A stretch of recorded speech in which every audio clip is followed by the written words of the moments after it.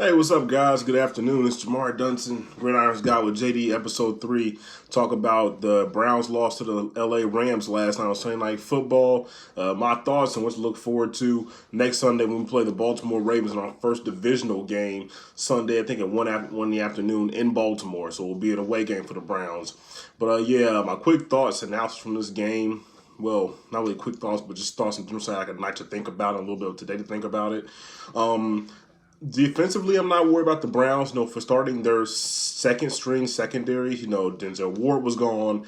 Our first round pick this year, Freddie Williams, was out. We had last year's first round pick and this year's first pick, the second round pick overall out. The secondary played well. Joe Sherbert, they need to pay him. I might seriously pay that man because he's been playing his butt off. He did good last week with the fumble against the Jets, and he did good this week when he tipped the pass, led to the second INT in the fourth quarter against the Rams. So Joe Schobert needs to be paid. That D-line stepped up today, especially Myles Garrett. He had strip sack fumble, which led to one of 3 Jared Goff turnovers, along with the other 2 picks, one in the second quarter and one in the fourth quarter, which Joe Sherbert tipped before it was caught. I think by number 22 on the Browns, one of the second string cornerbacks, and the defense played well.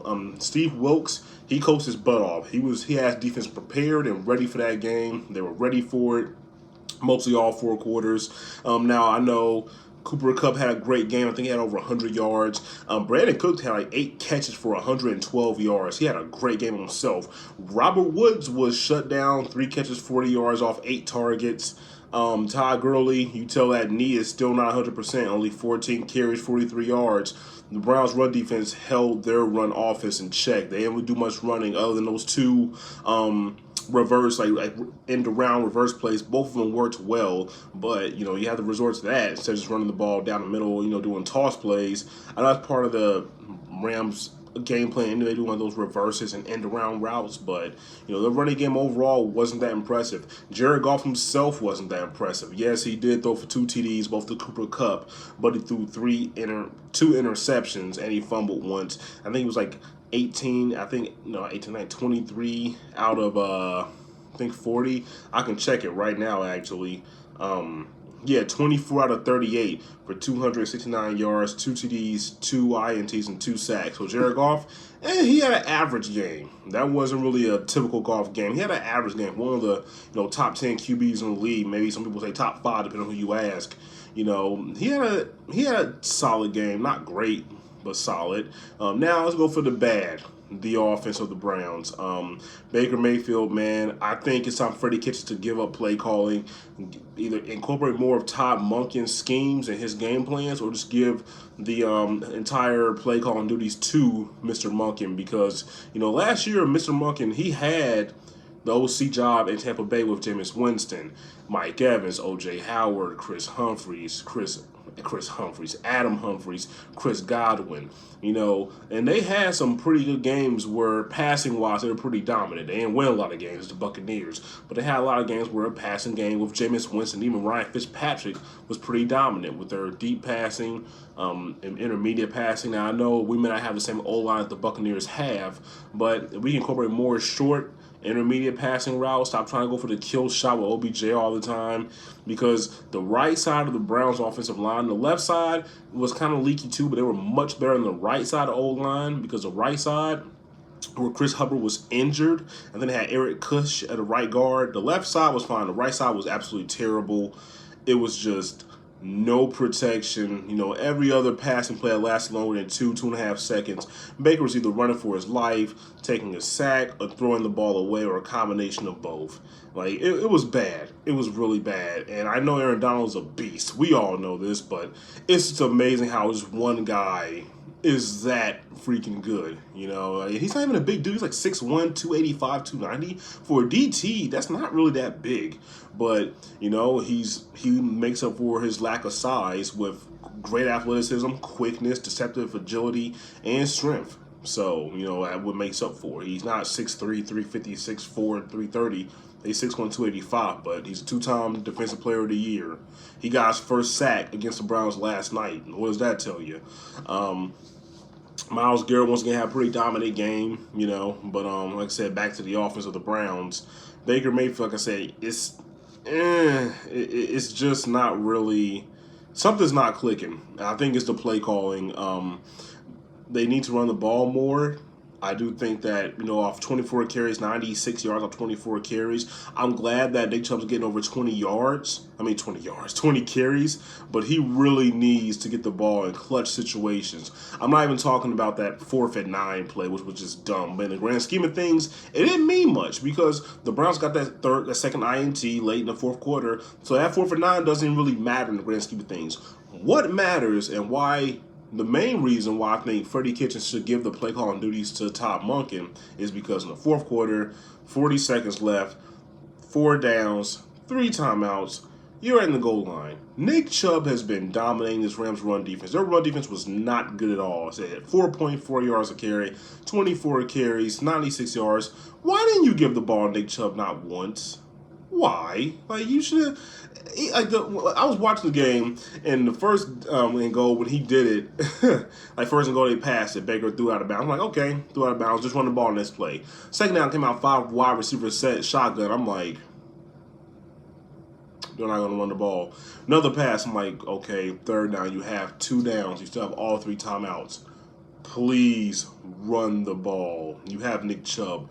Even you just get 3-4 yards closer, that will help. Just run it. Third down it came, 5 wide receivers. I'm like, we're not winning this game. As soon as I saw formation, I'm like, we're not. As soon as I saw formation, I'm like, we're not going to win this game. We are not going to win this game. This is about to be another loss for us. Sure enough, that play was an incompletion. 4th down, as soon as they said Hike and Baker, immediately, because of the lack of protection, the blitz by Wade Phillips, he started running to his right side. I'm like, this is game over. I'm like, I can just cut it off right now. He threw it up for grabs, and it was an INT. And honestly, that interception that Baker Mayfield threw, I'm not even mad about that. You might say, oh, he has 3 TDs and 5 picks on the year. Yeah, it's not really that good, but that pick doesn't even count to me. What does count is the fact that the whole game Baker was under duress, and even though some of his decision making wasn't good either, he had Landry open on a few plays. Even the last play, he said he had Landry underneath. He could throw to. I think he threw it to Demetrius Harris, who he's tall and athletic, but you had Landry underneath to throw it to him. But when you're under pressure all game, you don't really have time to process all what's going on around you and look at all your options before somebody's coming right at you about to take you to the ground. And I said all day he was more so with the right side. If he didn't hold the ball, if he had to hold the ball for more than 2 seconds, it was going to be a bad time for Baker Mayfield. Yeah, was his decision making good? No, not the whole game. Mostly it was good, but I remember one play in the fourth quarter where he intentionally ran to the right side, and he actually had a decent pocket. He could have waited there 2 more seconds before running or throwing it away or running for yardage, or at the worst taking a sack. He just ran immediately, and Aaron Donald was on the edge, and Aaron Donald's like, oh, you want to run? Okay, I'll just chase you. I'm faster than you anyway. So that right there was a boneheaded move on Mayfield's part. But in general, he played okay, 195 yards, 1 TD, 1 INT, his completion percentage, 64%. Okay, that wasn't really that good. But, it was better than it was week 1 against Tennessee. But all in all, Mayfield has 3 TDs, 5 picks. It's not looking too good too far. So I think that contributes to we need to change in play calling. And, other than that, other players besides Chubb and Mayfield, Odell Beckham didn't really do too much. It wasn't his fault. I think he had 65 yards total. Yeah. He had 6 catches, 56 yards. Landry only had 3 catches for 62 yards. And I know once we get back Callaway after week 4, once we get back Rashard Higgins from injury, and eventually I think for next month when Njoku comes back, this offense will be much better. And of course, we have Kareem Hunt. We won't get him back till week 10. So this offense will be much better. But right now, we're still going into second AFC North. It's still time to turn around. I think it can be turned around. I think it can. I just think that Freddie Kitchens needs to just give up play calling duties. Give it in Tom Monken's hand, who has experience as a play caller, whose offense was pretty impressive in Tampa Bay. Even having a shortened version of those deep passes because we don't have the O-line, especially on the right side, to give Mayfield that time to find those receivers deep downfield. And at the same time, like I said, we have talent, but we don't have all of our receivers that we would normally have when we play. We ain't got Callaway back. We don't have Rashard Higgins back from his knee injury. Said Kareem Hunt isn't back till week freaking 10. So it's going to take more time before, we have to get the 100% Browns offense depth-wise as far as like player depth goes. But that defense really impressed me. I'm not worried about the Ravens offensively next week. I mean, yeah, the running game is pretty potent. And Lamar Jackson, yes, he has a highlight making ability. And yes, he's been doing pretty good on the year so far. Even though against the Chiefs, he wasn't that hot in the first half specifically. Second half, he kind of bounced back a little bit. But Lamar Jackson, yeah, is he going to be a problem? Yeah, running-wise will be a problem. Throwing-wise, I know he's gotten better, and I hope he does good, but I'm not worried about Lamar Jackson throwing-wise. I'm not worried about him. Like, he's not Jared Goff. Heck, he's good. He's not a scrub, but I'm not worried about Lamar Jackson. I'm more so about the running game, and their tight end Mark Andrews. If he's playing, he'll be a problem. He'll definitely be a huge security blanket for Lamar Jackson.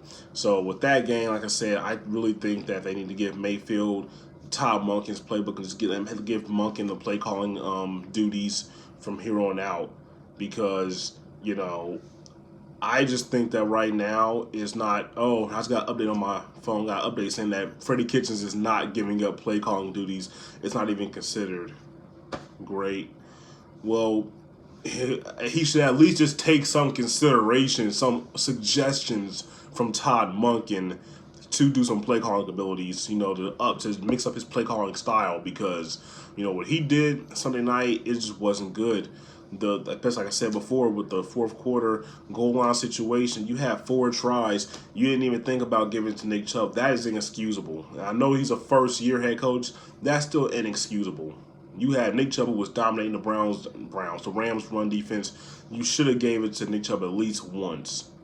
So he says he's not going to give the play calling duties not being considered, which, fine, but I'll tell you this, you better not lose next game because of play calling or a bad play or decision making at fourth down in the third or fourth quarter, going for it when you shouldn't have gone for it, or not going for it when you should have went for it. I'll tell you that much. So, other than that, the defense played well. The offense still needs to improve. Baker Mayfield's decision-making is still kind of rocky, but I think he'll get out of the slump once he gets all his weapons back. I do think Freddie Kitchens should at least take suggestions from Todd Monken on, just editing his playbook a little bit. And as far as the Ravens are concerned next week, yeah, Lamar Jackson, he doesn't really scare me. He worries me a little bit. And the defense is still pretty solid. They're not what they were last year. They're pretty solid. Now, running game with, I think Gus is Gus Edwards. I don't know how all the running backs are, but I know Mark Andrews going to be a problem. Hollywood Brown, Marquise Brown will be a problem because he's pretty solid. But overall, I think the Browns can win this game. I think they might go in and win. I'm going to say 23-16, 23-17. It'll be a close game. Be close, tooth and nail throughout the whole game. I think the Browns can win this game. If they can win this game, they can claim control of the AFC North if they win this game, because Pittsburgh hasn't won a game. Cincy hasn't won a game. Baltimore just lost their first game to Kansas City. So we're sitting second in the AFC North. I think if they win this game, they can seize control of the AFC North. And it'll be a huge boost to their confidence. If they lose, something's got to give. And I would say something's got to give. It's got to be Freddie Kitchens calling plays, because, like I say, his play calling ability has not been impressive, and it just hasn't been that well for my liking. I'm pretty sure a lot of Browns fans will also probably say the same thing, that his play calling is suspect so far. I know he's still a rookie head coach, but something's got to give if the Browns lose next game. So that's all I got for today. Like I said, it's Gridiron's Guy with JD. I'm Jamar Dunson, and I will see you guys next time.